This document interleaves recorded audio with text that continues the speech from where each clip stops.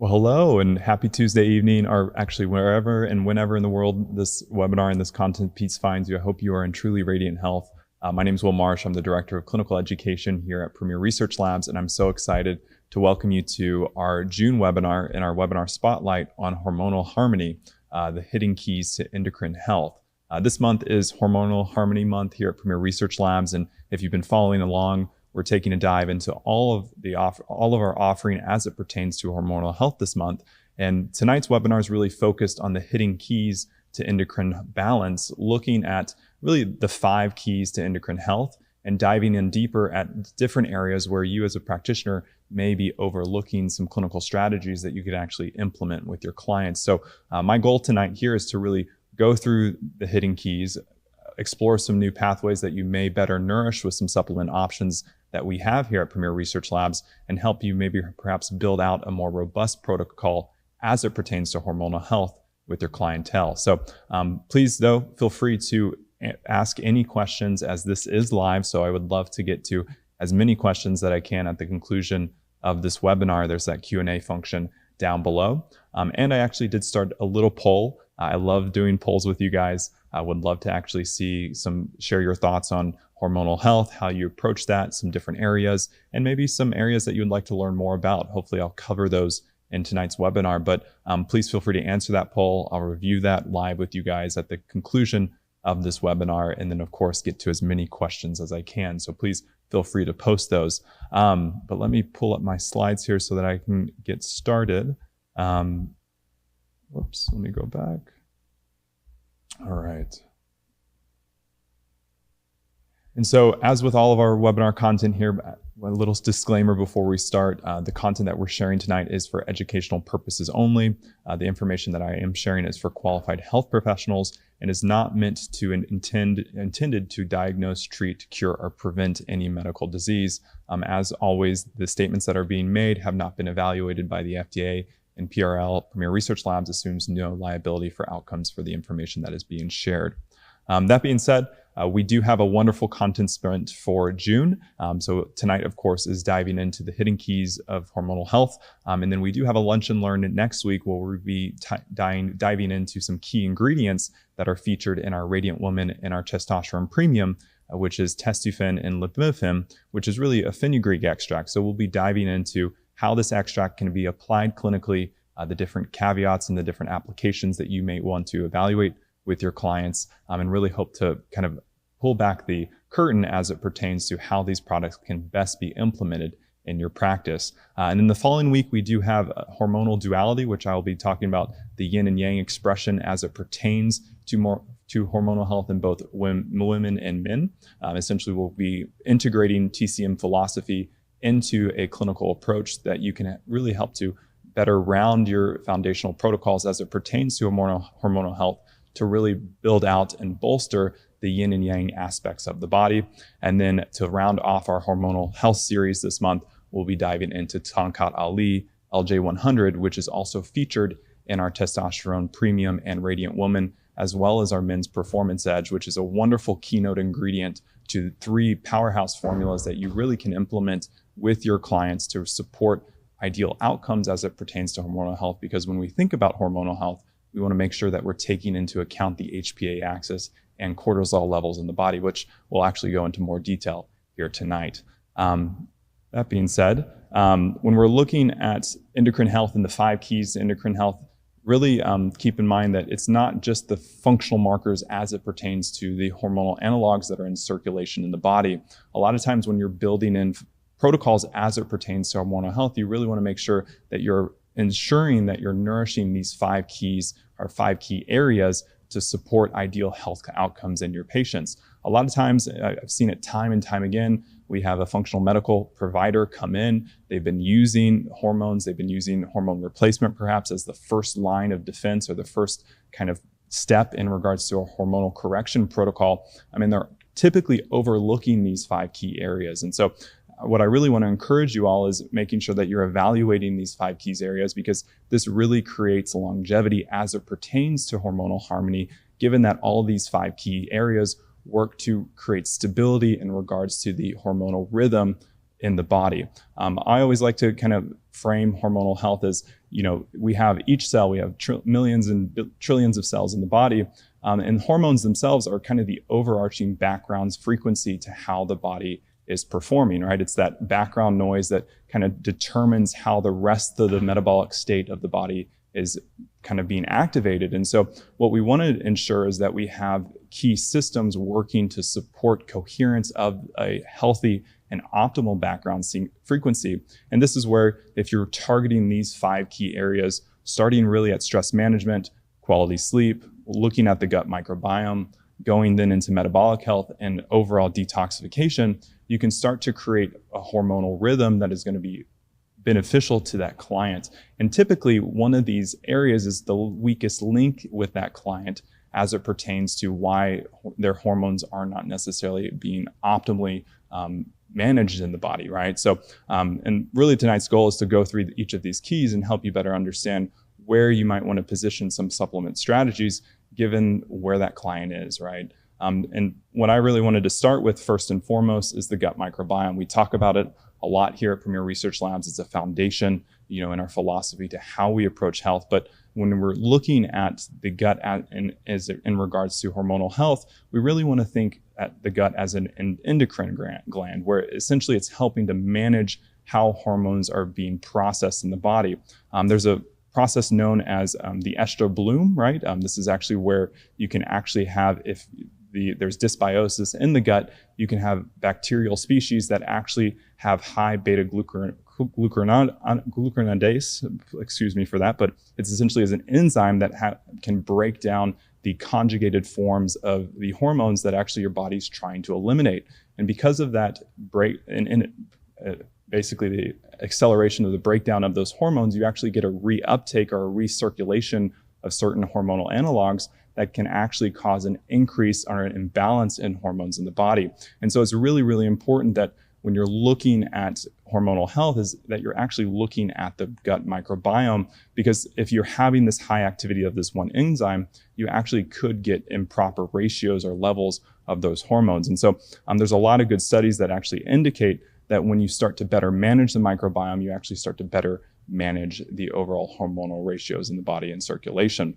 And there's recent studies that are emerging in regards to this. Actually, a study in 2023 showcased that this high beta glucuronidase activity is actually linked to higher circulating levels of estrogens and really can drive estrogen-driven conditions in the body. And so actually what you want to really make sure you're prioritizing if you do have a scenario where this enzyme is expressing at a high activity is trying to support gut diversity so that those bacterial strains that are actually having that enzymatic activity are decreased or kind of phased out. And there's optimal ways of doing that, right? You can actually implement fiber into the gut diet. We have galactin, for example, that you may want to link to. You can also look at our psyllium fiber Premier. And then, of course, we do have our probiotic Premier, which I'll talk about a little bit more as it pertains to really supporting ideal ratios or gut diversity, given that that probiotic is really more of a fermented food type product. And so why does beta-glucuronidase activity actually matter? What is it? Where does it come from? And overall, why it matters? Well, going back to this, it's the conjugation, right? When your liver is actually trying to eliminate toxins that then actually get excreted through the hepatobiliary pathway, there's an aspect where that hormonal analog, which it's actually trying to get rid of, actually is broken down because the glucuronic acid tag actually is broken off, and it actually can be reabsorbed by the intestinal lining. You have human forms of this enzyme, right? This is endogenous into the body, but you also can have microbial sources of this. And so what you really want to look at is, the species of gut, and if you are doing testing in the gut as it pertains to the overall ratios of different microbes in the body, you can, if you have Enterobacter or Bacteroides or Clostridia, in certain Lactobacillus and Bifidobacteria strains, you can get this higher enzyme activity. And so what we want to do is we really want to ensure that we start to manage the gut and introduce species that aren't going to have this type of beta-glucuronidase activity, right? That's going to help to decrease that potential to have that estradiol bloom and cause that high estrogens in the body. And who is at most risk for this, right? So you will find that if individuals have poor diets, right, typically diets high in processed fat, low in soluble fiber, you're typically going to get the GUS-producing bacteroides or Clostridia that typically start to have this higher enzymatic activity. Also, if somebody's been on medications, antibiotics, right, or PPIs, especially with that lower acid amount in the stomach, right, that can start to cause dysregulation of the microbiome, which can start to allow species that are higher in this activity, this GUS activity, to really populate the gut.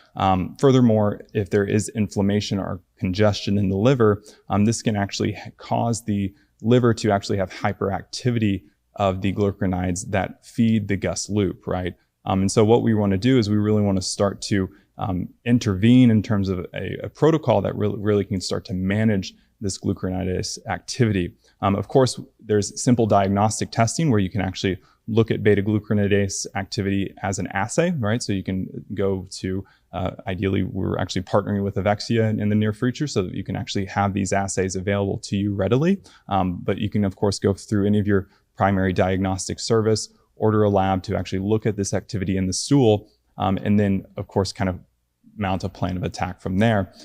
Key intervention protocols as it pertains to really inhibiting this actually looks at polyphenols from green tea or quercetin. There's actually a reduced enzyme activity and seen clinically if you are using those products as part of your protocol. So if you are seeing that higher activity in the assay that you're doing, it's nice to maybe at the front end actually implement green tea. We also do have our Aller caps, which is a very high dose of quercetin in that product as a bioflavonoid to help limit that enzyme's activity. From there, you can start to do microbiome rebalancing, actually implementing lactobifidobacterium probiotics, which would actually be our probiotic premier. There is good studies in regards to how Bacillus subtilis actually can further help to manage the gut population, working as a policing agent for the gut. So we're perhaps potentially incorporating both of those products into your protocol can kind of limit that microbial dysbiosis and then help to manage it and steer it towards a higher diversity so that you don't have those microbes that are having that high enzyme activity. And then, of course, it is nice if there are any toxins that may be facilitating or kind of causing a higher load of that GUS loop from the liver, working with Mediclay to help bind that and further help to eliminate that. So if you are seeing that higher activity in a stool assay, this is a great protocol that has clinical relevance that you can actually implement with your clients. Of course, with hormonal health, right, we always do like to look at lifestyle strategies to further support a diverse microbiome. One of my favorite little slogans that I always like to repeat to practitioners is that you really want to aim for 30 different plant foods in your diet per week. This is actually going to ensure that you have a diverse form of fibers, which can support short-chain fatty acid production, really strengthening that gut barrier and reducing overall inflammation. It's also going to support diversity of the gut, right? Typically, when you have that higher enzyme activity, it's because of lack of diversity. So more foods, different foods that you're incorporating on a weekly basis, those are going to feed different microbes, right? And we really want to stress to clients that diversity in terms of food sources really helps to ensure integrity and resiliency in the gut so that you don't get an improper ratio of certain microbes, which could have that beta-glucuronidase activity that would ultimately cause dysfunction as it pertains to the hormonal cascade. There is really good studies and emerging studies given just the trend with consumers to go towards fasting and time-restricted eating protocols. As a practitioner, I always, it's really important to look at how the body's managing cortisol before you even go into any time-restricted eating protocol or any type of intermittent fasting, right? It's something that you want to look at first, right, before you make the recommendation. But furthermore, if the client is hardy enough to take on that time-restricted eating or even that intermittent fasting, there is a really good research indicating that 12 to 14 hours of overnight fasting or just fasting period can shift that gut microbiome towards butyrate-producing species, which ultimately will improve metabolic markers, but ultimately helps to support the overall management of hormones in the body, right? And we'll talk a little bit more when we go into metabolic health around why this is so important. But this also helps to better manage and better support the gut diversity.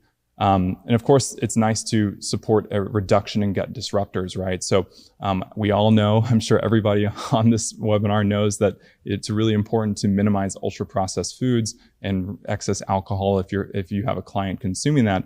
But there is clinical studies showcasing if somebody does have excess alcohol consumption, how this actually can increase microbial beta-glucuronidase activity and leading to those ultimate reabsorption of estrogens and even toxins. I didn't even mention it, but when you think about the deconjugation of the acid that's being bound to those toxins, right, you're actually facilitating not only estrogen recirculation, but you're also potentially supporting reuptake of those toxins as well. So it's really, really important that we reduce gut disruptors to support greater diversity in the gut. A lot of those healthy bacteria are more sensitive, right, to these gut disruptors. And so if that's very prevalent, if they're eating pesticide aflatoxin laden food, this could start to disrupt the microbiome and really start to shift the microbiome towards that beta-glucuronidase activity, which you don't want to see, right? That's going to cause hormonal mismanagement in the body. And then of course, stress management, right? When we think about gut health, we always want to make sure that, somebody is very well grounded, they're present, they're even keel in regards to how they're engaging in the consumption of food, because that's going to better help how the body's managing that food consumption and allow for more efficient integration and allow for a happy gut. If you're stressed out while you're eating, you're not present while you're eating, you're moving from one thing to the other, that's, of course, as we know, going to cause gut disruption. But featured probiotic as it pertains to this beta-glucuronidase activity, trying to limit that, right, is that probiotic Premier. The reason I wanted to really highlight this, it's frequently overlooked within our probiotic lineup, is because it really is a fermented food. It really supports that gut diversity, and it really supports the postbiotic diversity in the gut, given that it's a long fermentation of different fruits and vegetables. If you look at the label, you have prunes, you have seaweed, you have different vegetables and mushrooms that are all going through this very long fermentation process. And while it's not very, very high in terms of concentration of the microbes, it is very robust in terms of the different postbiotics. And that's going to really help to support and nourish the gut microbiome. Those are key signaling factors to gut diversity. And so incorporating that into a protocol to support gut diversity really helps to kind of seed success. And we always like to recommend and make the recommendation that if you are doing probiotics with your clients, always best to take it in the evening, typically after your last meal, a little bit before bed. And why would you do that? Well, you're going to limit stomach acid production, right? Because the body's starting to settle in. And then also you have lower peristaltic activity, right? So the gut is not going to be hyperactive and moving things very quickly through the gastrointestinal tract. And what that means is you have longer transit time and longer exposure time of those probiotics to the epithelial lining of the gut, right? And that's going to allow that seeding effect to take effect more efficiently, given that you have that higher exposure time. So I really do recommend taking that in the evening, allowing your body to acclimate to that. We've seen great success with practitioners that do that. And that's really going to help to support that gut harmony, which leads to hormonal harmony. And what you, of course, get is when you start to implement these lifestyle strategies, right, is that overall improvement of gut diversity, which ultimately is going to limit that beta-glucuronidase activity and allowing, normal hormone fluctuations or management in the body to be most optimal, given that you're not going to have potential increases of estrogens in the body because of the microbiome. So when you're looking at gut health, it's really important to look at that beta-glucuronidase activity. It's a key indicator of why maybe some of your hormonal protocols might not be working. And this is a great strategy to help manage that. If you do see that as a core reminder, look at green tea, potentially our Aller caps as well. And then of course, look at implementing gut support to really help to manage diversity and limit that activity because you are supporting a healthy, robust microbiome. Our next key, of course, is going to be stress management and really supporting the adrenal axis. One of the core aspects, as we probably all have intuition, we all have awareness how cortisol impacts all other hormones of the body. But a lot of times when you're not seeing success, right, as a practitioner in supporting hormonal health with an individual, it may be because cortisol is to blame. Cortisol, just kind of jumping here, elevated cortisol is going to push progesterone down. That's plain fact, period. It doesn't just feel bad, right? Stress isn't just something that you feel. It actually disrupts the balance on multiple levels in the body. And this is where, when you have high stress levels, you can actually have pregnenolone being converted down the cortisol pathway, which means less progesterone is released to actually be converted into different hormones. And you're actually going to get an increase of that cortisol production. And so we really want to make sure that the body is not driven to produce cortisol. We want to allow that progesterone to be interconverted into other hormonal analogs for ideal support or ideal management of kind of that overall background frequency of the body for what is ideal health, right? Each cell is going to have cell-to-cell communication, but again, hormones are that background frequency for how the body's performing. Also, cortisol, not only does it impact progesterone, but it also is going to impact the brain to ovary connection, or even the brain to testicle connection in regards to how it's going to impact gonadotropin and luteinizing hormone. Basically, you're going to get weaker signals to the ovaries and the testes, which means that you're going to get less progesterone by these production by these individual cells as well, which means less conversions to estrogens and or androgens, given that depending on the site of the signaling. Also, of course, we know that cortisol actually can increase enzymatic activity that clears progesterone. So not only is it dampening the production of different hormones, it's actually dampening or increasing the clearance of progesterone, which basically you're going to see that the half-life in terms of the circulation of progesterone decreasing, which means that even if the body is perhaps having ideal production of progesterone in these different sites, it's getting cleared from the body more rapidly, which means that it's not able to interconvert to those different androgens or those estrogens, right? And then, of course, or if you're looking at clinical symptoms in regards to progesterone decrease, you're typically going to find that in the luteal phase of an individual, especially in females, well, that's where you would find the luteal phase, you're going to have a lower level of overall progesterone, right? Typically, progesterone is rising during that time, and you're going to have higher estrogen dominance overall. A very easy marker of that, but also, high PMS symptoms, heavy periods, moods, and fertility issues, right? This is all going to kind of lead to maybe the smoking gun is actually cortisol impacting progesterone management in the body.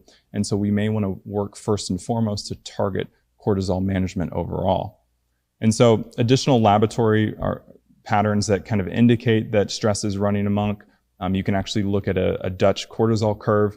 If you are seeing that, typically, right, if we think about what is healthy cortisol management in the body, you typically have a peak in the morning, right? And there may be subtle peaks throughout the day depending on activity, but there should not be another major peak.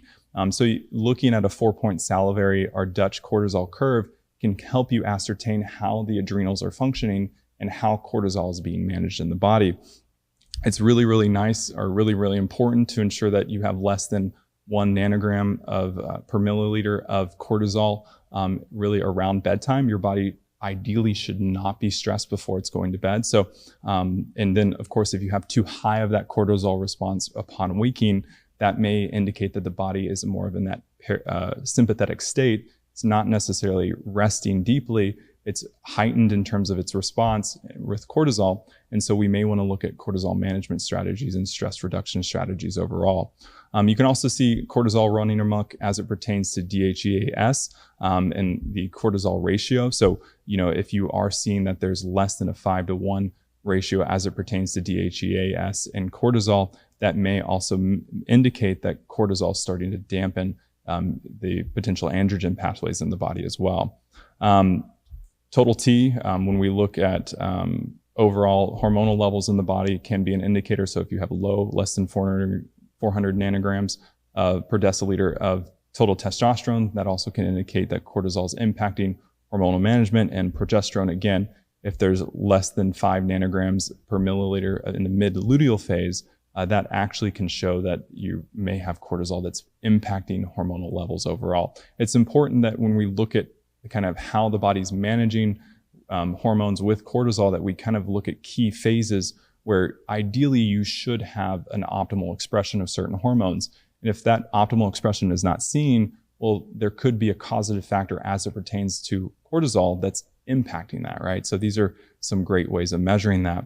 And just one note too, if you are seeing that somebody has a fasting glucose above 100 milligrams per deciliter, well, it might actually be an indicator of metabolic dysfunction in the body that ultimately may be further impacting how cortisol is managed in circulation. And so if you do see this, we can implement some lifestyle strategies, right? One of my favorites, of course, is just simple breath work. There's actually some really good indications as to how a simple 5-minute slow diaphragmatic breathing can really help to dampen that cortisol curve, especially if somebody's in kind of that fight or flight response, right? So, incorporating that, reminding clients of how that's an easy cortisol management tool. There is some really good, cool studies emerging of how a gratitude practice actually can lower cortisol throughout the day, right? So spending time to be more grateful actually helps the body to be more mindful and aware of how it's kind of positioned in the body, right? And so I love that, research is starting to show, these practices in regards to, mindfulness and awareness really helps to manage overall hormonal health in the body. So incorporating that. Forest bathing, of course, one of my favorite things on the weekends to do is to get out into nature and just, really feel the energies of the earth and really ground into our surroundings. But there are some significant studies out of Japan indicating how 120 minutes per week of forest bathing, just getting out in nature. Some people don't have a really lush forest. If you're in Austin, it's kind of rare, right? But there's actually studies indicating how salivary cortisol significantly drops after this practice, right? So we'll talk about supplements here shortly, but these are accessible strategies that anybody has access to, right? We can all practice our breath work. We can all practice more gratitude. We can all get out, hopefully, into nature more.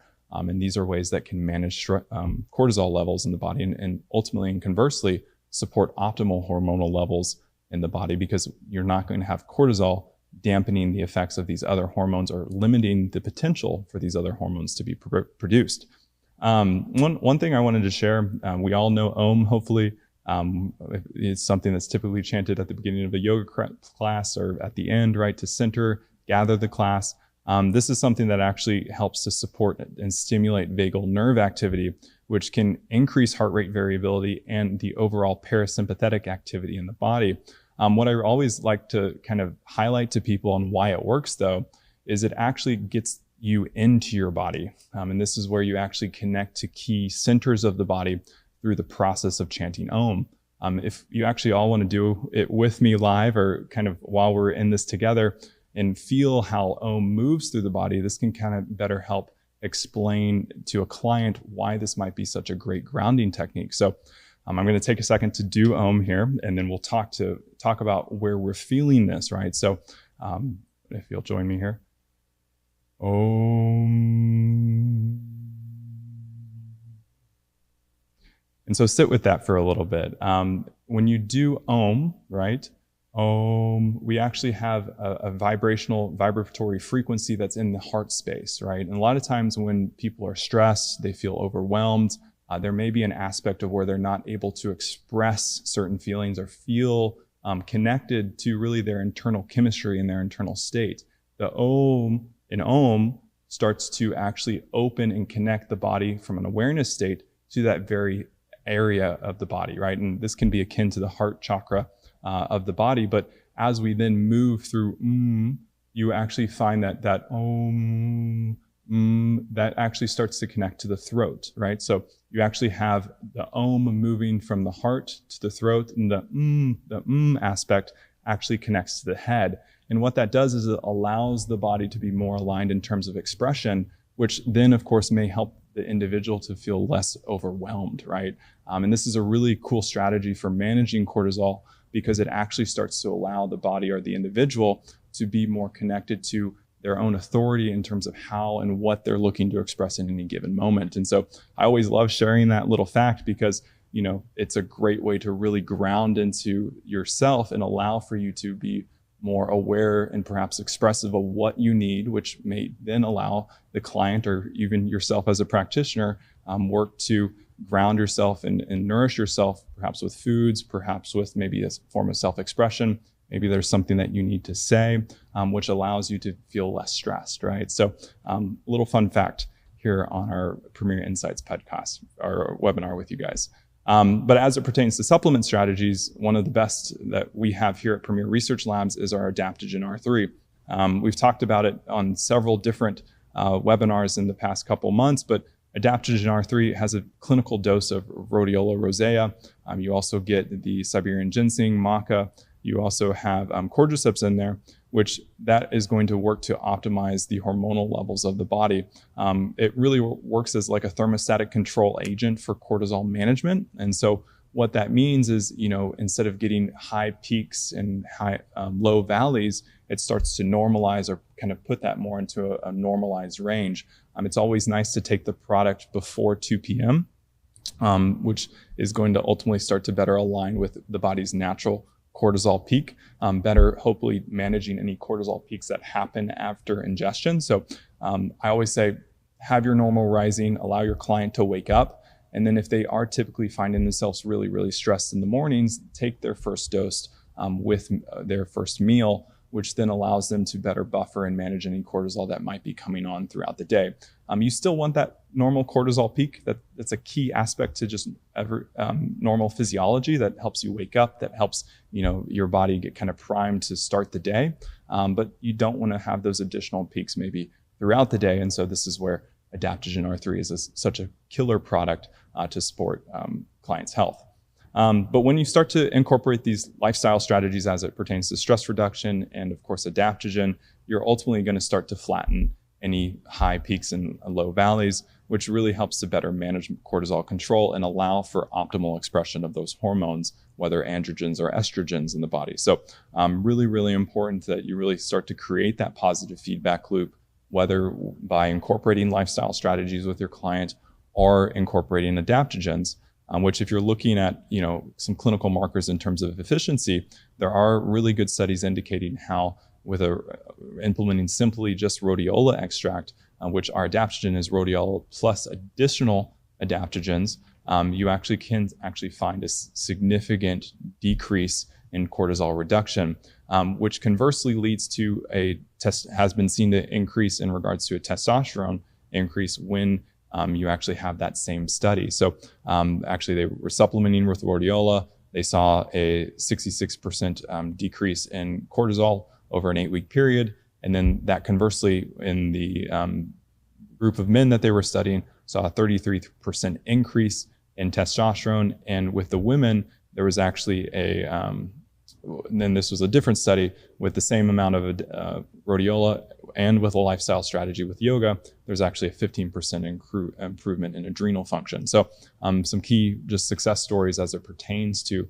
when you kind of incorporate this full total lifestyle cortisol strategy with your clients. The next key that we really want to stress is sleep management and circadian rhythm support. Most hormones follow a natural 24-hour cycle. Men, we have kind of our daily cycle as it pertains to testosterone. Women, it's more on kind of that monthly cycle, right? But research actually from the University of Chicago illustrated that just one night alone of sleep restriction actually lowered daytime testosterone in young men by 10 to 15%. This equates to around a reduction of testosterone that you would see over 10 to 15 years. So imagine chronic exposure, right? Somebody that's getting less than 5 hours of sleep again and again and again, you're probably going to see a huge depletion in overall hormonal reserves. Cortisol and melatonin, keep in mind that, sleep and the HPA axis are deeply, deeply linked. And cortisol, as we've talked previously, is really a diurnal curve, right? Peaks in the morning, bottoms out in the night. And so any sleep deprivation can really invert this curve and cause mismanagement of cortisol. Melatonin is key to kind of managing and blunting cortisol. So a good strategy to help restore circadian rhythm may be supplementing with melatonin, which is going to help reinforce healthy cortisol management in the body, because when you have that supplementation of melatonin, it may help to suppress cortisol levels, which then allows the body to further normalize. So if you do find perhaps you're doing a 4-point study as it pertains to cortisol with that client, if they are having that peak cortisol in the evening that's inappropriate, supplementing with melatonin may help to dampen that and not have that learned expression of cortisol, which happened because of their lifestyle and beyond. And so it's a nice supplement option to evaluate when you do see that cortisol and you do see potential indicators that sleep really is to blame as it pertains to how hormones are being optimized and in circulation in the body. And so, yes, this is again here, just again, another indication of why you should get enough sleep. There's another study indicating that less than 4 hours of sleep actually can decrease insulin sensitivity by 23%, right? And metabolic health and hormonal health are very, very intermixed or interlinked, which that can start to disrupt not only cortisol, androgens, estrogen, but you also have the hunger hormones like ghrelin and leptin, which if you're looking at supporting metabolic health, well, you got to make sure that those hormones are optimized as well.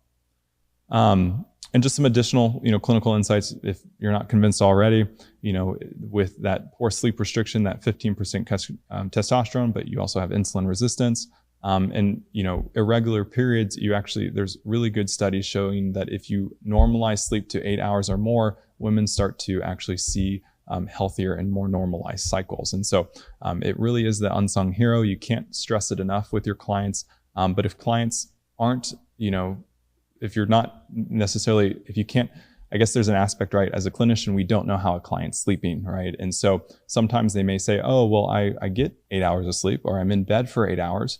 Well, you can actually start to look for some red flag patterns as to, well, maybe they're not getting high quality sleep, and this is where supplementation may be beneficial. And so a key indicator that I really like to look at is thyroid disruption. You can actually look at body temperature as well. So if you're not, if they have a wrist monitor or some sort of device that's on the body at all times, monitoring heart rate variability and perhaps temperature. Well, if you're not seeing if you're not seeing that body temperature decrease over at night and not increase at normally preceding waking, it may be an indicator that the body is not getting deep enough sleep. A clinical marker of this would be a reduced conversion of T4 to T3, or seeing a high level of reverse T3 that's in circulation in the body. Short sleep raises cortisol and inflammatory cytokines, which that can ultimately start to inhibit body temperature management, right, and the management of thyroid hormones in the body. Also, if you're looking at sex hormone imbalances, right, low AM libido for men is a great indicator that they're not getting quality sleep. Or shorter luteal phases for women, essentially where they're kind of hopping from their ovulatory phase directly into kind of their menstrual phase, right? It's a very short luteal phase. That might be that the quality sleep is not optimal, which is going to blunt kind of that luteinizing hormone surge that you would see. Furthermore, for men, it's so very important. Healthy sleep helps to support optimal levels of testosterone. And so that low libido, right, may be an indication that the level of sleep that they're actually giving is not deep enough to really be restorative and to normalize or optimize hormonal levels in the body. And it's always important to note, like, low-grade inflammation kind of persists, right, in somebody that's not getting quality sleep because the body's not able to have a healthy expression or management of the immune system. And so, you might actually find that you have elevated C-reactive proteins or ferritin, but there is no infection actually present. That actually just could be because they're not getting high quality sleep, right? So there's some metabolic markers, and there's a tired but wired feeling, right? So if somebody's saying that they're really, really alert in the evenings, but they're having crashes in the afternoon, a lot of times the depth of their sleep, the restorative nature to that sleep isn't actually being seen. And so it may be an opportunity to perhaps recommend some products that can help the individual get into a healthy sleep pattern. And some lifestyle support strategies before we even get into supplements, morning light exposure, right? Enforcing that circadian rhythm of prompt waking. That not only helps to set the tone of the day, but it also helps to set the timing of the day. So that actually can help kind of manage the overall wake management cycle of the body. So getting that within 30 minutes of waking, really that's going to help to boost that cortisol peak, which is needed. But then is kind of putting the body on a timer so that, okay, it knows better when to go to sleep and get that deeper level of sleep. I always recommend that you really support a consistent sleep schedule and really enforce that with your clients, right? 30 minutes each, trying to do that 30 minutes each day. So I'm not sure an attendee, for everybody listening, how frequently you're going to bed at the same time or around the same time every day, that really strengthens the brain's master clock, which will ultimately support a stabilization of cortisol and melatonin management, right? Cortisol in the morning, melatonin in the evening. Now, if you're not seeing that, this is where melatonin supplementation, again, might come into play to really kind of reset that master clock and optimize it so that, hey, we can really have healthy sleep hygiene and healthy sleep rhythm in the body so that we can better manage hormones overall. Of course, turning off technology, that's another strategy. And then keeping that bedroom really, really cool, right? That is ultimately going to start, I always recommend, it's hard if you're in Texas or it's really, really hot during the summers, but it's always nice to decrease the ambient temperature of the environment that you're sleeping in, because that decrease in body temperature triggers the release of melatonin, which ultimately dampens cortisol, allows the body to get into that restful state, and then really starts to set the hormonal rhythm for the next day. So easy hack, hopefully low cost. If you're in Texas, it might be a little bit more expensive because it's so hot at night, but something to keep in mind as well. But as it pertains to depth of sleep and quality of sleep, our keynote formula here that I can't recommend enough, that practitioners across the world are raving about, is our Tranquinol, which is a natural sleep and mood support formula. Keep in mind that Tranquinol is a blend of several key ingredients. It actually has a clinically studied saffron, which not only can help to manage quality of sleep, but it actually helps to support cortisol management in the body, right? And so this is one of those key ingredients where you talk about melatonin. Well, cortisol actually can kind of work systematically to decrease the levels of cortisol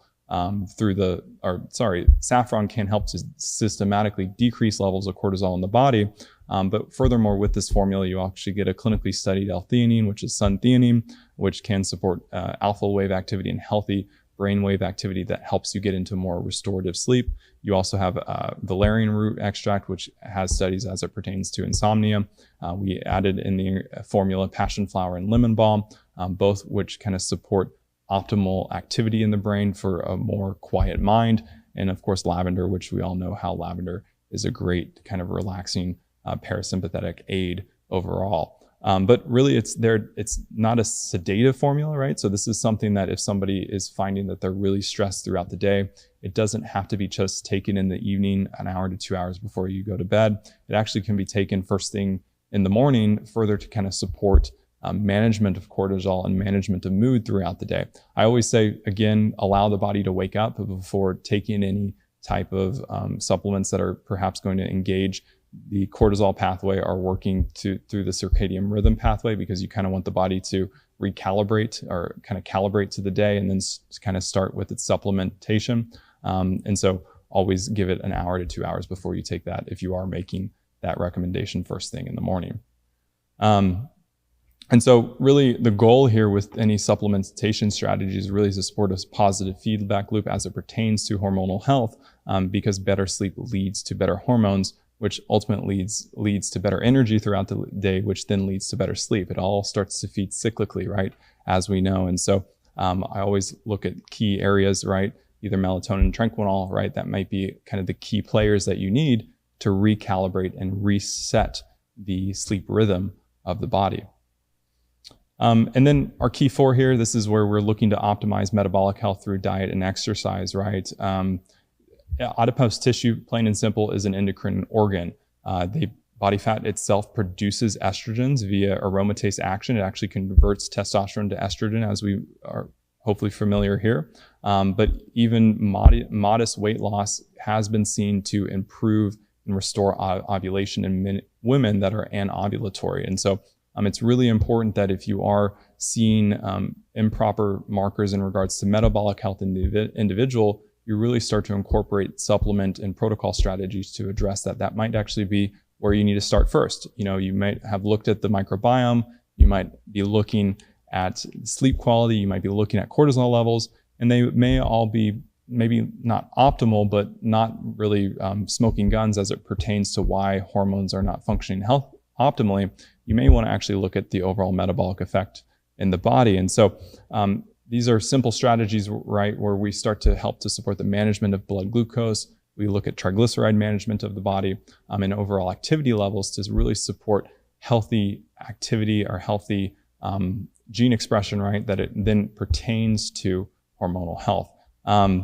Something to note is when you do have chronic levels or elevated levels of insulin, you actually can see a decrease in levels of sex hormone binding globulin. And this is something that, it really is the regulatory dial of hormones. Typically, a lot of times when you're thinking about sex hormone binding globulin, a lot of times you want to limit that as much as you can, but that might not be the optimal direction as it pertains to hormonal health with that individual. The goal really is to dial SHB to make sure that it's really there to control how free hormones are being regulated in terms of a thermostatic mechanism in the body. So for women that are premenopause, you typically want to see SHBG from 30 to 100 nanomoles per liter, while with men, we want to look at it 20 to 60, right? Typically a little bit less in men because we do want higher levels of testosterone or free testosterone in the body. And in women, HHBG actually is really there to help to maintain proper estrogen to testosterone levels. And so if it is too high or too low, you may start to see improper ratios in women in regards to how those hormones are being managed. And so low SHBG, you actually, typical causes are insulin resistance, obesity, or you just have too high of an androgen output. There are indications where hypothyroidism, excess growth hormone, and high fructose and alcohol in diets do start to indicate or shift the body to a lower SHBG level, which if you look at what that's going to then manifest as is you're going to have low T aromatization in men, and you actually can get polycystic ovary syndrome type signs in women like acne and different like hyperthyroidism as well. So we really want to ensure that we start to renormalize that and increase that SHBG level, which then can help to maybe balance those circulating levels of hormones in both men and women. With high SHBG, you actually start to see almost like typical causes, right, actually can be estrogen therapy, pregnancy, hyperthyroidism, calorie restriction, liver disease, and certain medications actually can cause this, right? But this is actually going to lead to a clinical impact, which can manifest as fatigue, low libido, poor muscle gain, because you do have too high of levels. So those androgens and those estrogens actually can be bound, and the free expression of those hormones actually would be limited, right? And so we really want to make sure that this is in kind of a tight control parameter. Again, going back to that previous slide, where you have within women 30 to 100 nanomoles per liter, in men 20 to 60 nanomoles per liter. And so lifestyle support strategies to start managing that insulin level are managing aspects to why you might even have high expression of HHBG. I always like to look at starting to really look at how you're supporting blood glucose management in the body. And a simple hack that uses one of our keynote products here would be using an apple cider vinegar starter with meals, right? So you can actually, and there's meta-analysis confirming that apple cider vinegar taken before a meal actually can significantly reduce the fasting blood glucose levels and lower HbA1c in diabetics by slowing gastric emptying and improving overall insulin sensitivity. And so you can add metabolic spices to your meal to really support how the body is managing blood glucose. And so we have our ACV Premier, but you also have our Pancreavin, which is a clinical dose of Ceylon cinnamon when you take 4 capsules with each meal.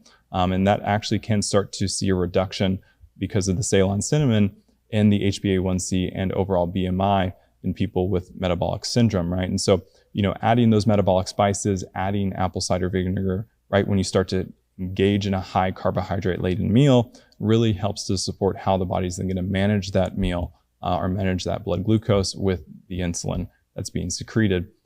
Easy additional ways to just support and facilitate your client to really improve their metabolic health is break up sedentary time, right? Even just getting up and doing a micro movement, doing a couple squats between meetings, going on a little bit of a walk, right? That's going to start to interrupt that almost sedentary time that they may be engaged in, which there's indications that when you start to interrupt prolonged times of sitting, you actually can get a significant increase in how individuals are managing their fasting glucose levels. Or you can try cold exposure therapy. This isn't necessarily always for the weak of heart. Somebody that's very, very sensitive, somebody that is having already poor stress management in the body. Again, as a practitioner, we may want to move away from making that recommendation, but 11 minutes total. It doesn't require a lot, but 11 minutes total per week of cold showers or a brief ice plunge actually can support thermogenesis, fat thermogenesis in the body, and improve overall markers of insulin sensitivity as well. But a featured supplement here, right, is actually our ACV Premier and our Pancreavin. This is where you can really support overall metabolic health by working to help better managing fasting blood glucose and HbA1c. It's easy to take these products. The nice thing with the ACV Premier is the overall acid content has been standardized where it's not going to be too high or even too low. This is kind of where you want to make sure it's right in the right range. Some apple cider vinegars on the market can be way too high in their acetic acid content, which actually can be classified as a toxin, scary enough. And so it's nice to actually have a trusted, standardized apple cider vinegar that you're making a recommendation around. And then, of course, our Pancreavin, this is the Ceylon cinnamon, providing 1 gram per serving of that with 4 capsules. But you get prickly pear, reishi, and green tea, as well as some berry extracts that can support and facilitate overall insulin function, pancreatic health, and really protection from a high blood sugar levels that may be in circulation. And again, what we're trying to do, right, is when we engage in a metabolic health strategy with a client, we're really trying to support a positive feedback loop where you start to lower or improve insulin sensitivity and blood glucose management overall. And so, regular exercise and healthy diet, low glycemic foods, right? This is where we start to see improvements of those markers where if you're seeing sex hormone binding globulin potentially being an issue as it pertains to overall hormonal management in the body, working in these key areas for a couple weeks or a month may actually start to really improve circulating levels of hormones overall, which really would support clinical outcomes with your client. And last but not least, we have supporting detoxification and reducing toxin exposure. A lot of times, when we're looking at hormonal harmony in the body, toxins and overall reduction of toxins is maybe a key element to ultimately allowing the fullest expression of hormones in the client. And the liver is one of those key aspects where, most livers are metabolized or further kind of conjugated in the liver. And if you have poor liver health, right, you're actually going to get a poor or imbalance in terms of whether that's estrogens or androgens, or poor elimination of certain hormones, right? Because you actually want to clear certain hormones out from the body as well. And so we really want to make sure that we're prioritizing liver health. And if we're aware of certain endocrine disrupting chemicals, like xenoestrogens and hormone mimicking chemicals, like BPA, et cetera, we really want to detoxify and help kind of pull out as much as we can from the body, because that might be kind of what is limiting the hormonal landscape from its most ideal state. And so it's really, really important to maybe implement products like our Medichlorella, our Mediclay, which we'll talk about a little bit more here shortly, in the protocol of a client, especially if are doing lab testing that indicates that these endocrine disrupting chemicals are present. One red flag, or kind of a cheat sheet as it pertains to red flag indicators that your liver actually isn't clearing or converting well. There's a lot of different lab indicators. You can actually find that there's poor glucuronidation, which we've talked about, right, in terms of that conjugation, but high reverse T3 is an indicator. Also, if you're supplementing with D3, so one of the easiest ways to see this is actually supplementation with D3 and actually seeing that the calcifidiol levels are less than 30 nanograms per milliliter despite supplementation with D3s. And what that means is that you're not getting a conversion of that D3 into a circulating basically you're having impaired vitamin D hydroxylation in the body, which happens in the liver. So that's a really key, easy indicator where the client's taking a D3 product and you're seeing low hydroxylation, which means that the liver may not be functioning optimally. In regards to estrogen, you can actually find that high estrogen or estradiol levels with low estrogens actually may mean that you may have a phase 1, phase 3 imbalance in the liver. And so liver support may be needed there as well.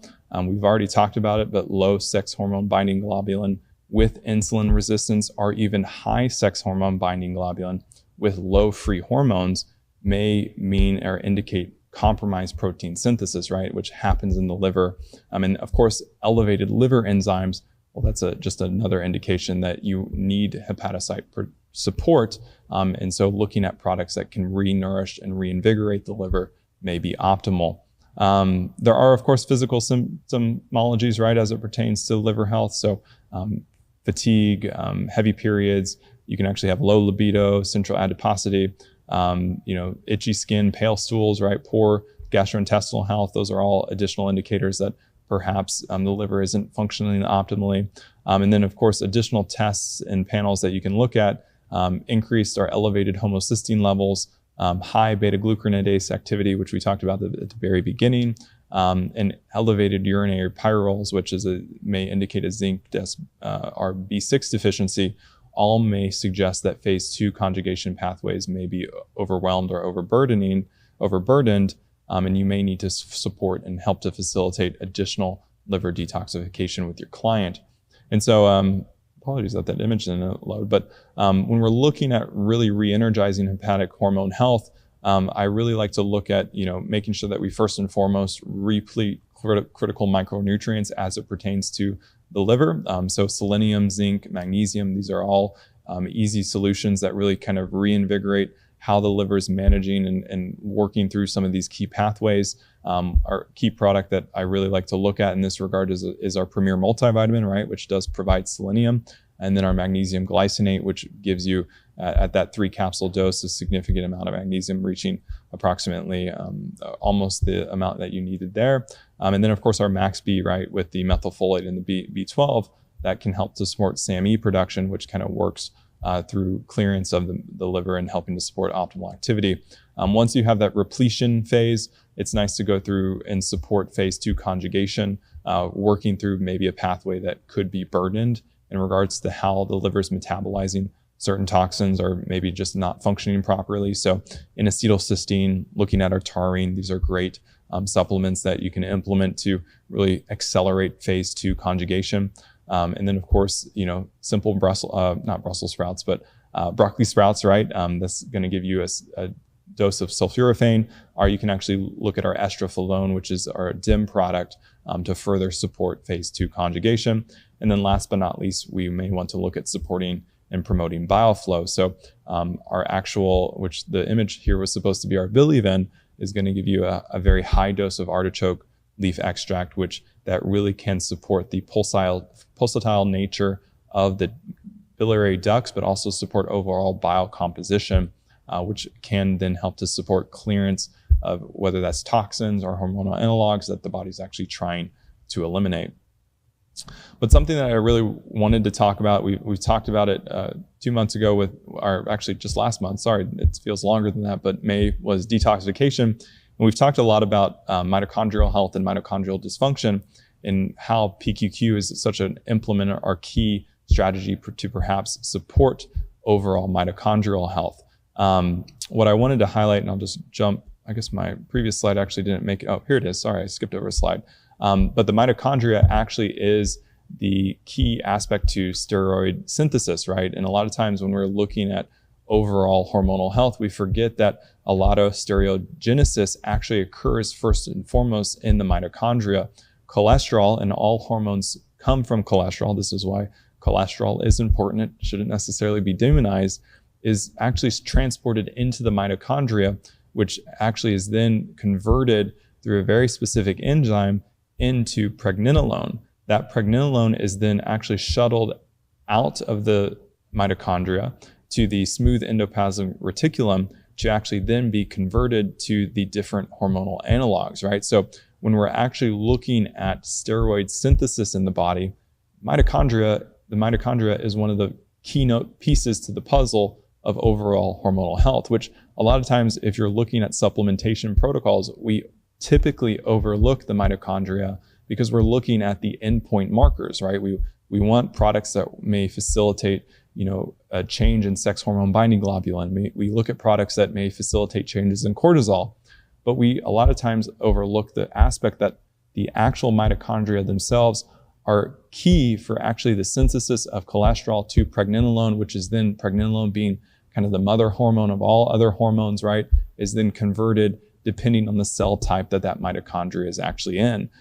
So keep in mind that, that pregnenolone, that, the body or the mitochondria in the testicle, right, that mitochondria is producing pregnenolone, which it then goes to the endoplasmic reticulum in that cell, and then it may be converted to testosterone analogs, right? And so we really want to make sure that first and foremost that the mitochondria are healthy, because that ultimately is going to support overall hormonal synthesis in every cell type in the body. And so I really, really encourage you as a practitioner, if somebody is presenting with environmental toxins, maybe it comes from their food, maybe it comes from endocrine disruptors in regards to the chemicals they're using to clean their home, the building materials of their home, you name it, we may want to start to really support clearance of those different chemicals and restoration of overall mitochondrial health. First and foremost, given that if the mitochondria are impaired, we're not going to have healthy hormonal production in the body overall. And so this is where PQQ comes into play, because you can actually, because of environmental toxins and pollutants, have a decrease in the number of mitochondria in the body. And so we may actually want to support the synthesis of new mitochondria by actually supporting our supplementation with PQQ. As a reminder, this activates a key genetic expression pathway, PGC1 alpha, which actually can support the production of more mitochondria in tissues overall, which then, of course, is going to lead to enhanced steroidogenesis, right? Because you have optimal levels of mitochondria. But then, of course, you are going to get more production of ATP. You're going to get a reduction of oxidative from supplementation of PQQ. You actually get a reduction of oxidative stress. You modulate inflammation, and it offers neuroprotection, right? So it's a great product just to implement in the protocols with your clients overall, given that it has that global effect with the mitochondria, but also on these additional pathways supporting efficiency. And of course, it's nice to pair that with CoQ10, right? There's a synergistic effect with those when they're both actually work together, given that there's higher levels of efficiency when CoQ10 is actually implemented. But once again, I just want to stress that really when you're looking at hormonal health, you may actually want to look at mitochondrial health in supplementation with PQQ. But of course, on top of that, right, when we talk about toxin reduction, you can easily start to just clean inputs into the body, right? And I've talked about it many times, but using our Mediclay FX as a fruit and vegetable wash, soaking produce for 12 to 15 minutes with 3 capsules of our Mediclay. It's a great way to kind of clean your produce, bind to any pesticides, aflatoxins, inorganic solvents that may be there. It kind of helps to collect all those, and then you can rinse that and cook your food. So you know that you're having a toxin reduction on the front end, so you're not creating bioburdens in the body. Another opportunity, right, is improving air quality. Given that you might have endocrine disruptors in the cleaning supplies that your clients may be using, or depending on the building materials of the home, are just pollutants that are accumulating inside, it may be nice, as long as there's really good air quality and where the client's at, to do a simple flushing of kind of the air in the home, right? So do a 10-minute a day air flush where you open the windows, kind of exchange all the air that's in the home and then let it settle. You can also buy a high quality air filter, which we have some of those listed with Ultralux, that's on our website today. So I'm looking at that to maybe make as a recommendation.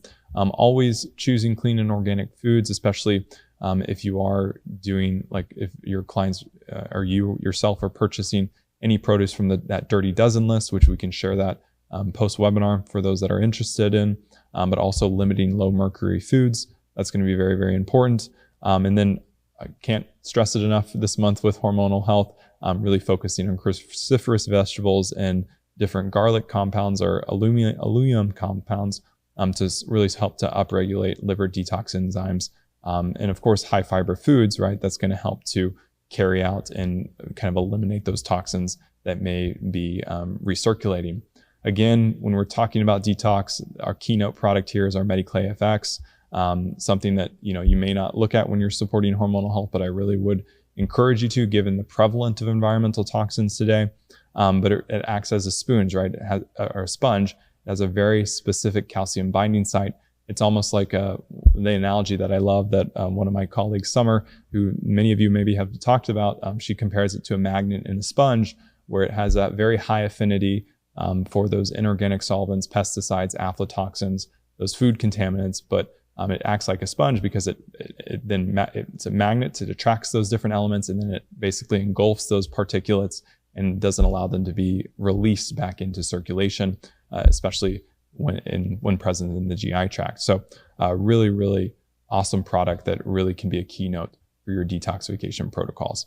But what we get here, right, is when we start to implement all these products, we start to really get a optimal expression of hormonal balance, right? Because we have a reduced exposure, we bind those toxins, and we support the liver. Well, the liver can actually function properly, which then allows you to have better levels of circulating hormones overall. And of course, with that, you'll start to see different improvements, right? So thyroid function, you actually have women's health levels. But I always really do encourage, right, if somebody is trying to actually have conception, right, it's something that you may actually, especially given that hormones are so important for overall fertilization and healthy development of the fetus, really start to implement some of these strategies, right? Because that's going to allow not only the mother, but the child as well to have a more ideal environment as they grow. But yeah, I hope this engaged or touched on some points that you've never actually seen it in regards to hormonal health. Keep in mind that our philosophy here at Primary Research Labs is really to address the root cause, right? And so when we look at hormonal health in the body, looking at these 5 key systems and understanding where in those 5 key systems there may be dysfunction or the body may be needing additional support, that really can help to create a almost systemic approach to how you're addressing hormonal health in the body.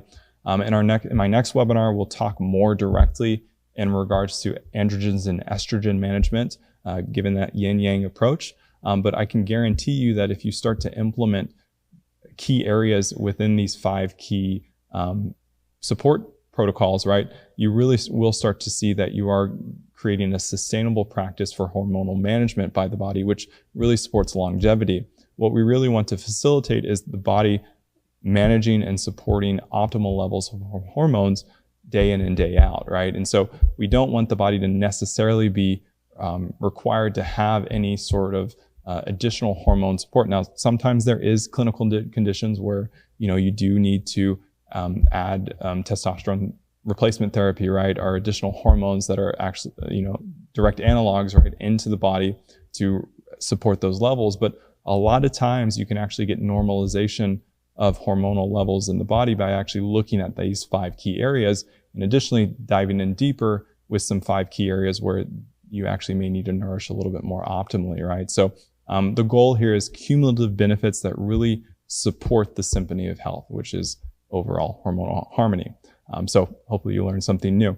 That being said, this is the conclusion of the formal presentation, so please feel free to post any questions that you may have. I'm going to also close the poll so that we can review that together. But what I'm really, really excited to really feature with you guys tonight, if you haven't heard already, is we actually launched our Premier Accreditation, which is a board-certified Premier Nutrition Specialist, which is BCPNS, which you yourself can actually take this course, enroll in the course, and actually carry those credentials behind your name.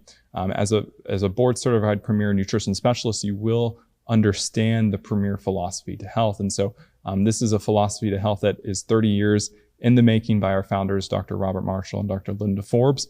And it really is a systematic pathway or path to understanding how you can systematically upregulate the physiological systems of the body to support ideal health with your clients. Basically, the manifestation of this certification comes from us wanting to really help you as a practitioner have standard results with your clients in the same way that our very own founders did. We took the philosophy that, if you go to one of our quantum reflex analysis courses, we distill that into the functional knowledge of nutrition that course really represents, and built 9 modules around that where you can really start to understand the physiological layers of the body and what we're looking to achieve when we implement a supplement protocol. This then you can share with your patients and really empower them to ideal health. And so this is a American Association of Natural Wellness Practitioners accredited education, which does provide CEUs and CMEs behind that. So it's something to really, really evaluate, and I encourage you all to evaluate that if you have the chance, because you would have an additional certification behind your name, but it really is our philosophy of health and our offering for you to better understand how you can better nourish the body to ideal health. So feel free to go to edu.prlabs.com to check it out.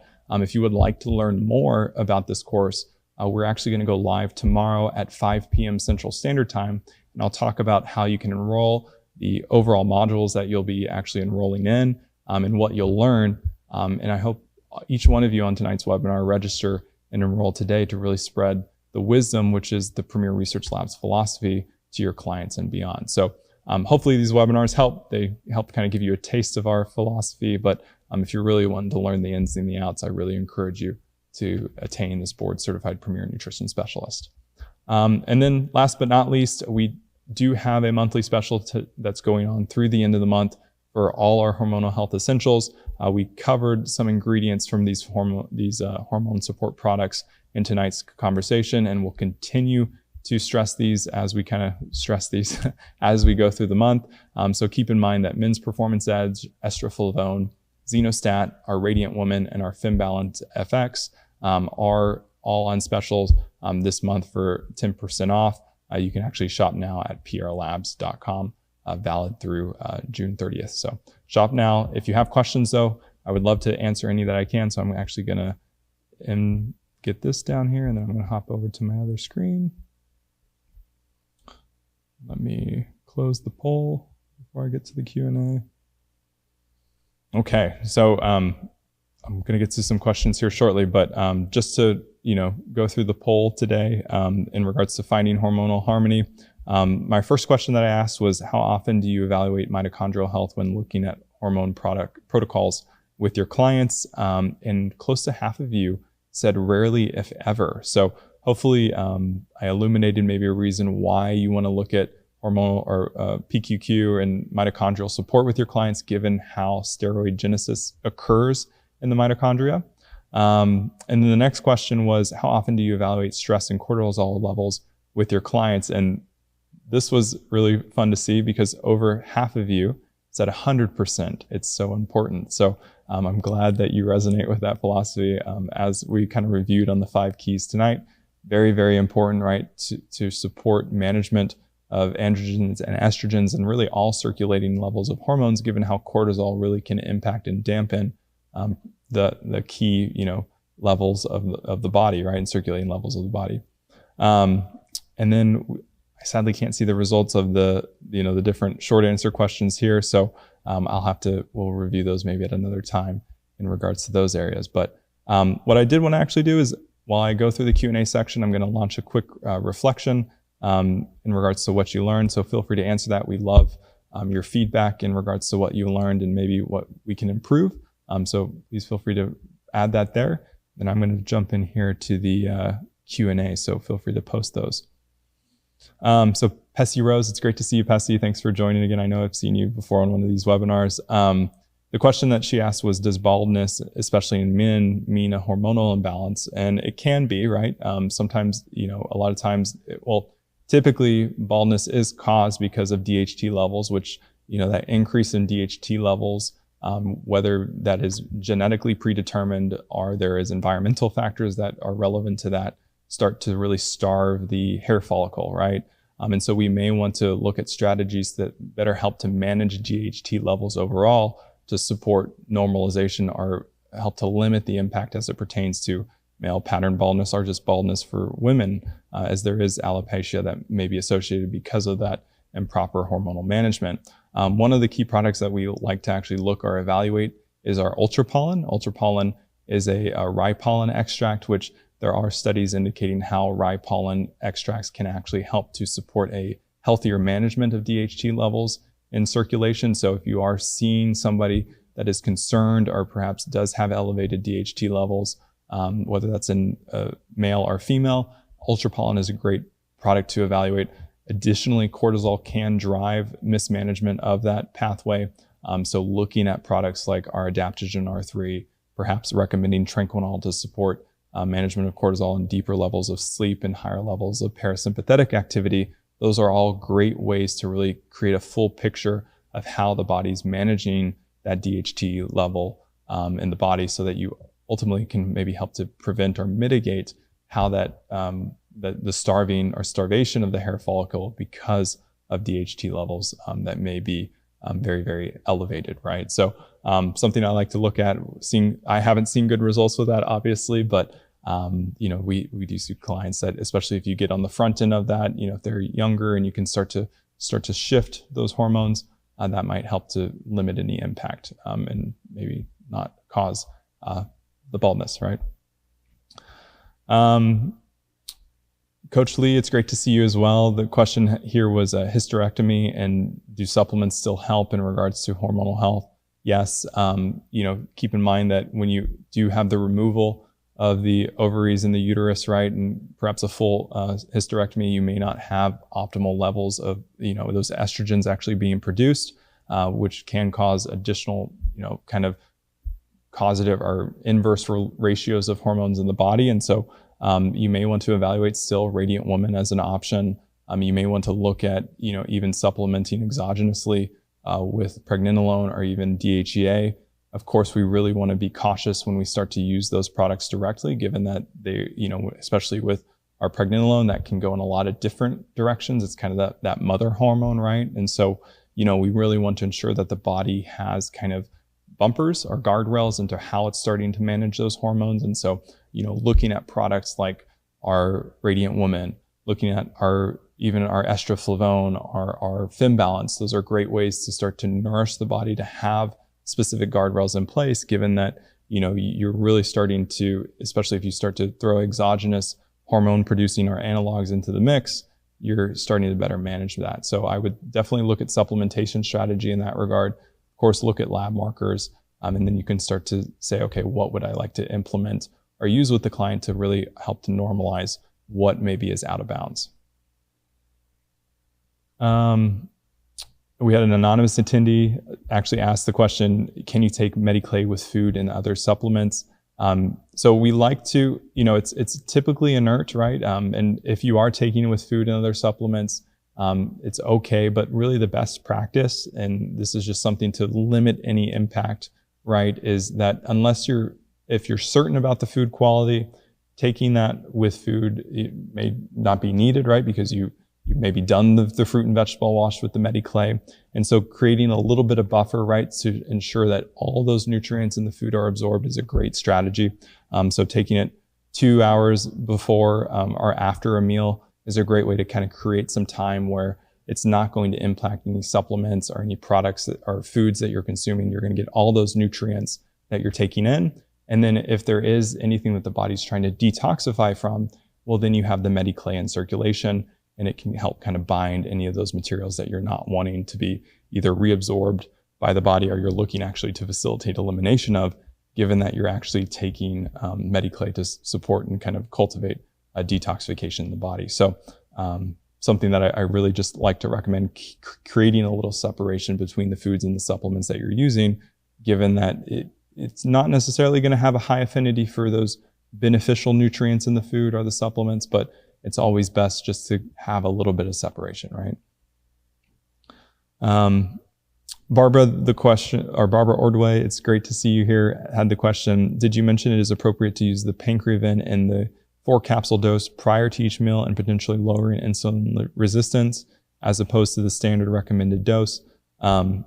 Yes, so with our Pancreavin, we like actually the dosing, if you look on the label, is actually going to be that 4 capsules, which provides a full gram, right? So having that full gram with a meal really is going to help better manage blood sugar levels post-meal.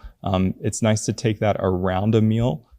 So either right upon eating, or if they're gastrointestinally sensitive, during or right after the meal concludes. I always like to take supplements kind of during the meal, because what that is going to do is it's actually going to mix in the supplements with the food, so you don't necessarily have the capsule sitting directly on the stomach contents.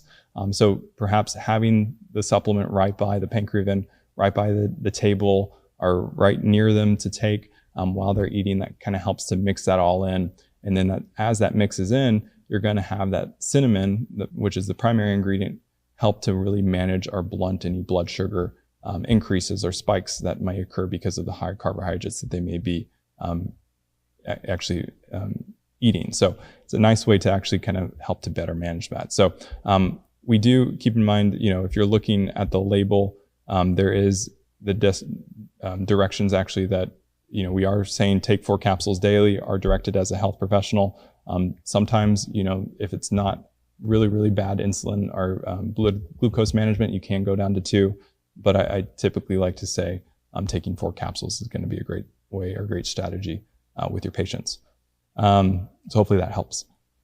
Melissa Taylor had the question here. What about hair, skin, and nails product to assist with hair quality? This is going to have to be its own webinar all on its own. But products that, we really are believers in the beauty from within philosophy. And so, looking at our hair, skin, and nails formula, which is a solubilized keratin, which is kind of that key ingredient for actually hair, right? Because hair, skin, and nails are really hair. Well, all of those different components are comprised of keratin, right? So you're actually giving a key substrate that actually can be used to produce healthy hair and skin, or healthy hair and nails. Of course, along with that, taking internally vitamin C to support overall collagen matrix and just how the body's managing that raw material. It's a great way to really support optimization of hair growth and levels in the body. Let's see here. Jeanette Von Johnsbach, apologies if I mispronounced that last name, asked the question, is it okay to use imbalance for years, or is a break important? With any hormonal kind of support, I always like to say cycling is beneficial, right?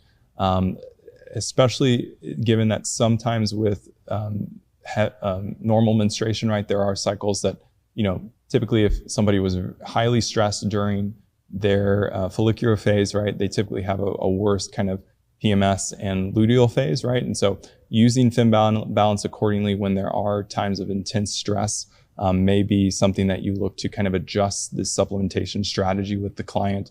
It's really important to personalize it though. So I don't say that everybody should go off kind of a cycling period, especially if their body is just, and their lifestyle is prone to mismanagement of their cycle. And so, sometimes we do see that people use imbalance for a very, very long time.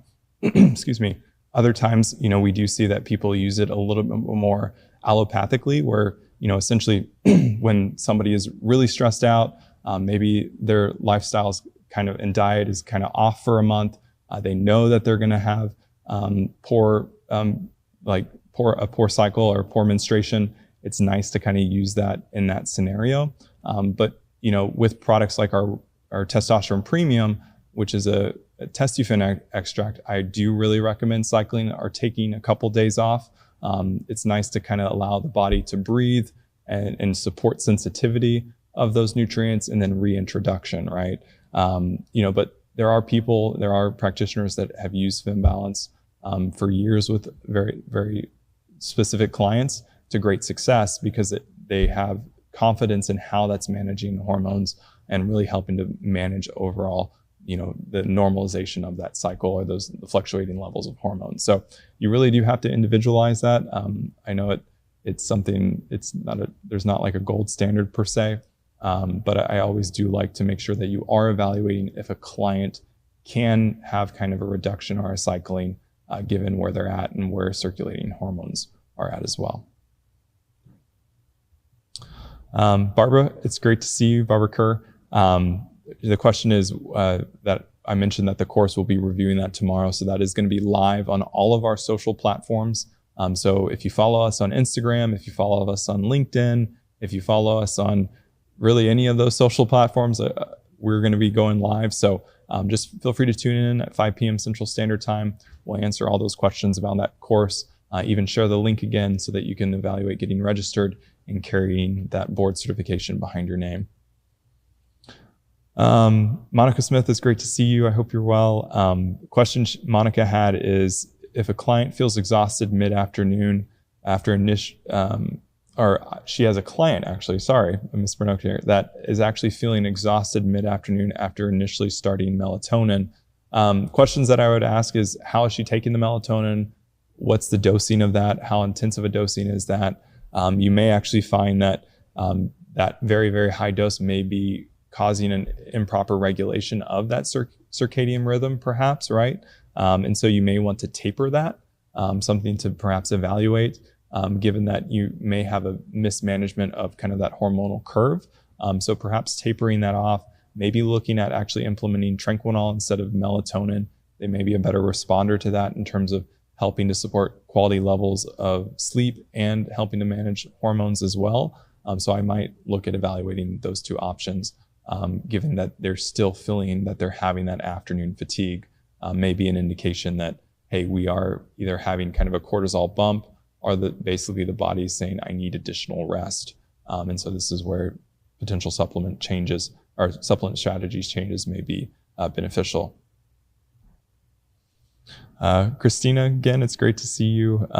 Question that Christina had here was, how long after taking HMND would you recommend waiting before taking the Medi-Clay? So really good question. If able, taking the HMND and then giving it a window of around an hour to 2 hours and then taking a dose of Medi-Clay is a great way to allow the HMND to get absorbed, the body to start to work on that, and then the Medi-Clay to be present. I really recommend that with Medi-Clay, especially for a heavy detox protocol, you're implementing 4-hour dosing strategies, right? This is where you're going to really help to support kind of that presence in the gastrointestinal tract when you have that hepatobiliary pulsatile nature, right? So we have regular contractions of the gallbladder every approximately 4 to 6 hours. And so when we have a detox protocol and we're implementing detox supporting supplements, it's nice to kind of have Medi-Clay ever present. So instead of just doing one large dose of Medi-Clay, taking a capsule in the morning, taking a capsule midday, taking a capsule in the evening, separating that out from the supplements and the foods. So you have to time it appropriately, right? But there's typically a window that's around 2 hours, an hour after eating, where, okay, we're ideally the stomach has kind of emptied its contents, right? It's started to actually be absorbed by the small intestine. We have the Medi-Clay now in the environment. It starts to clear the stomach. It binds any residues. And then, oh, by the way, we have a pulse, a hepatobiliary pulse, where you have an elimination, right, of toxins. And now you have the Medi-Clay present to bind and take that up. So HMND, right, given that it's helped to really supporting like the cells opening up and dilating and kind of releasing any internal toxins, and then of course pairing that with an AC. Well, the idea here is, okay, well now we've conjugated and we've bound a lot of those toxins, and now the liver is actually going to eliminate those out. Keep in mind that there is detoxification that happens through the lungs, there's detoxification that happens through the skin, right? But also, you're going to have biliary detoxification, right? Because the liver's cleared, conjugated those different substrates, now is put into the bile, and now the bile is put into the gastrointestinal tract. Well, this is where we want Medi-Clay present, right? Because it's now present in the GI tract, it can bind all that up, and now it's not going to be reabsorbed, and you're going to eliminate that. So I always say, give it a little bit of time, try to really dose your Medi-Clay intentionally, because that really is going to help to facilitate detoxification. So hopefully that helped, Christine. It's a great question. Barbara Ordway, it's great to see you with another question here. Her question was, some of her clients have mentioned opening the pancreavin capsule and using that powder as a topper on their coffee in the morning. Wondering if that's actually a great strategy. Wondering if there would be any contraindication into that. They say the cinnamon adds a wonderful flavor. I'm just wondering if it would then affect absorption timing of the pancreas in the gut. So keep in mind, the goal is a lot of times that we want the cinnamon to mix in with the food contents of the food. If it's out of the capsule, it is going to accelerate how that's absorbed, right? Because there's less time for the capsule to dissolve. But typically, it's a great experiment I would encourage everybody to do on the webinar. Take a capsule of one of our products, put it in a glass of water, and just watch how fast it dissolves. It's pretty quick. And so, in the grand scheme of things, it does increase the rate of absorption, right? Which can be beneficial. If it's a higher rate of absorption, it's going to have a faster impact in regards to blood sugar and overall insulin sensitivity, right?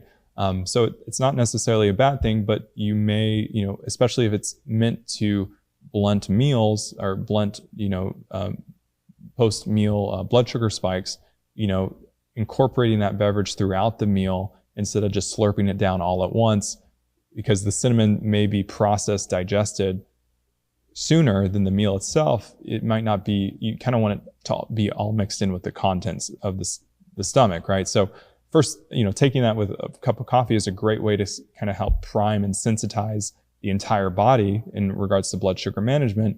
And then perhaps taking another dose, 1 or 2 capsules with a meal. If they're not taking hopefully they're not taking a cup of coffee with every meal, right? That's going to ensure that we then have support and management of blood glucose with every meal. Now, keep in mind, cinnamon itself, just taking that is going to support sensitivity, right? There's aspects of hormone receptivity, or the receptor sensitivity to insulin on each cell. And so cinnamon itself supports that sensitivity, just taking it on a daily basis.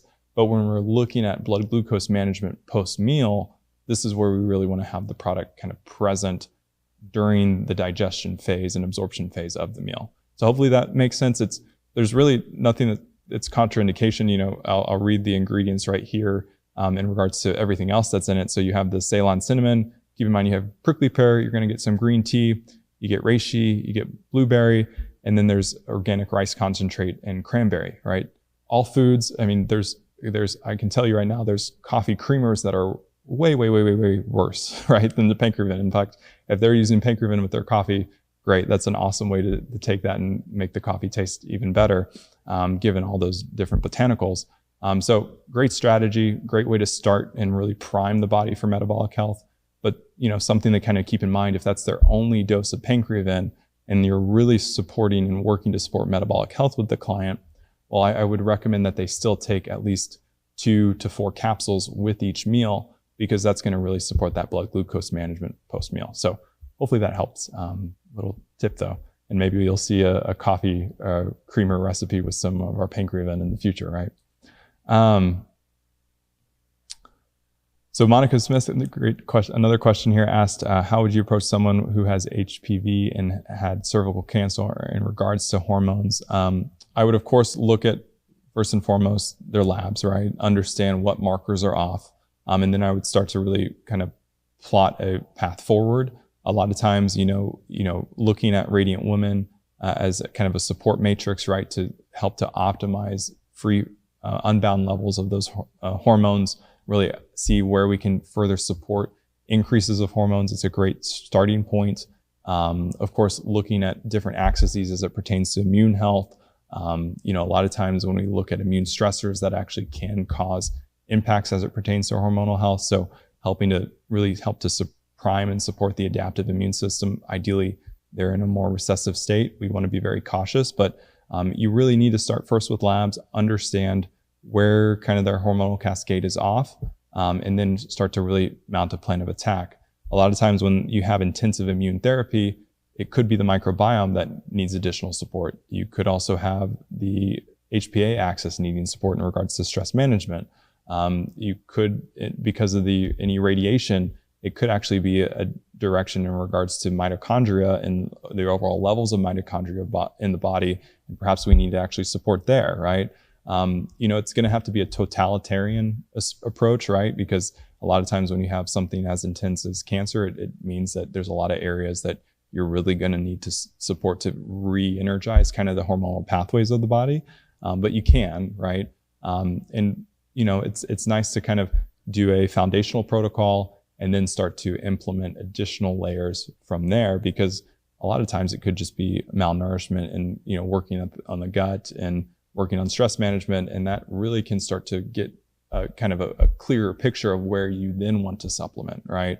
And so, it may not be straight going into Radiant Woman. It may be that foundational and then going into more strategic kind of protocols where you're really working on very specific areas, given that you now have insights. Well, I incorporate, I normalize their diet, I work through all these different levels. Now I can work here. But if you have additional questions, you can reach out. We can talk about it. Happy to walk you through that if needed.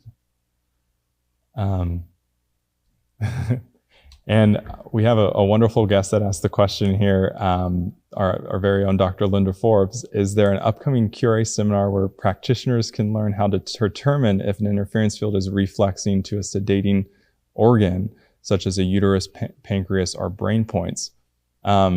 We do have an upcoming seminar, Dr. Forbes, and that actually is our QRA seminar level 1. And so if you are in the Austin area, if you're interested in coming to Austin for a transformational event as it pertains to how you can really approach significant clinical scenarios as it relates to hormones, if you're not a QRA level 1 or QRA trained or attended QRA practitioner, I really would encourage you to evaluate maybe coming down to Austin. We have an event June 20th and 21st where I myself will be leading a level 1 seminar. But this is a great way, again, Monica, in regards to your question, a lot of times we can test and prompt the body and ask the body what it really, really needs to deburden and really support optimal health. And so I really do encourage you to look at, QRA testing even, just to understand what supplement might be best for the field of the individual, or where there could be sites of interference that ultimately could be stagnating or limiting the production of hormones in the body. This is something that we've seen truly transformational with practitioners that have implemented this into their practice, because they really start to understand the root cause of what's driving that, right? So I would encourage everybody, if you have the opportunity, I would truthfully love to see you here in Austin in a few short weeks. It's actually next week, so book your plane ticket now. But it would be great to come on site. I can teach you QRA level 1. You can actually see the facility, and we can actually walk through hormonal testing in a simple 3-point protocol so that you can really ascertain what the body is needing, and perhaps if there's any other additional sites that may be impacting and impeding overall health of hormones through the body globally. So Dr. Forbes, great question and great segue into that seminar, which I would love to see you guys all at. Pessy Rose asked an additional question here. What can a woman take to lose visceral fat on the abdomen after menopause? We have wonderful formulas that can support the overall metabolic state. Keep in mind that working through insulin sensitivity is a great way to limit fat deposition, right? A lot of times when you have mismanagement of blood glucose, you actually get an increase in deposition of fat on the body. But I always like to look at our Lean Advantage. It's a great and really wonderful powerhouse formula as it pertains to the thermogenic properties of the body. So that formula itself has a bitter orange extract, which actually helps to support the metabolic rate of the body. You also are going to get a green tea, not a green tea extract, a green coffee bean extract, which provides chlorogenic acids. Those chlorogenic acids further support the almost priming of the metabolic environment in terms of insulin sensitivity. And so Lean Advantage is a great stimulant-free option to implement to support overall metabolic sensitivity and acuity, so that you really have a more adaptive environment for fat loss. From there, of course, working with additional supplements that may help to support hormonal management and cortisol levels. Radiant Woman is a great option to potentially help to support the management of androgens and estrogens in the body that can then optimize fat loss as well. So seen really, really good results, of course, with a diet and a lifestyle protocol that further support that. Using those two formulas really kind of helps to prime the overall metabolic landscape for additional fat loss. Of course, something to additionally look at, right, is the thyroid. making sure the thyroid is very well nourished. I actually wrote a blog in regards to iodine perhaps being the missing link as it pertains to hormonal health. So we can send that as a follow-up to this webinar. But working on all three of those is a great, really powerhouse trio of products that if they are low in iodine and they are perhaps having under activity of the thyroid, that might be a great way to really support normalization and just sensitivity for fat loss, right? And there is, Dr. Forbes actually wanted to iterate here too, that there is a link and a growing link in terms of clinically in regards to parasitic infections and alterations of fat deposition, right? A lot of times, truthfully, that inability for the body to actually lose weight may be because of chronic infections. We also often overlook that, right? As practitioners, we look just to kind of attenuate the body for fat loss, but we don't necessarily look to understand what may be driving the insensitivity to that. And so that chronic infection, whether parasitic, viral, or bacterial, a lot of times if we can start to deburden the body from those immune driving causative factors of why the body's not losing weight, well, then we can actually start to accelerate weight loss and normalize overall body composition. And so, Dr. Forbes, that's another great little segue or a great little keynote piece there, because a lot of times that chronic infection may be driving why they're not losing weight. So not only can you create guardrails and create sensitivity, but you can also start to support, you can also look at some immune factors as to why the body's actually not losing weight. And Barbara, that your question, regarding fat accumulation after menopause, can't that be related to hormones? Most definitely. Kind of going back to, can be cortisol driven. It can actually be for underactivity of the thyroid, right? So it's nice to know clinically, or use QRA testing to understand why the body's not responding. But those are great ways to, great areas to look at. So, all right. Well, cool. I love this Q&A. Y'all did great. Thank you so much for all the questions. This just makes me so excited and so happy to answer these. So thank y'all for hanging on with me tonight. I know it's late in the evening, but we will wrap up here for tonight's webinar. But again, know that we will be live with our Lunch and Learn, going through fenugreek, our testofen, and our libimafin extracts that are in our Radiant Woman and our Testosterone Premium. So we'll talk a little bit more about how you can apply those formulas. But I really hope you enjoyed tonight's webinar. It is truly a pleasure and an honor to produce these content pieces with you all and really help to maybe cover some insights as to how you can really support health with your clients. So feel free to follow along. Please reach out if you have questions. If you yourself actually would like to come onto one of these webinars and share your wisdom with our practitioner population, I really do encourage you to reach out. My email is wmarsh@prlabs.com. Would love to feature you and your insights with our base, but just know that we are truly grateful to service and really support you in your mission to better nourish your clients to ideal health. So I look forward to seeing you next time on our webinar, our Lunch and Learn. And until then, I wish you just a wonderful rest of your day. Thank you so much.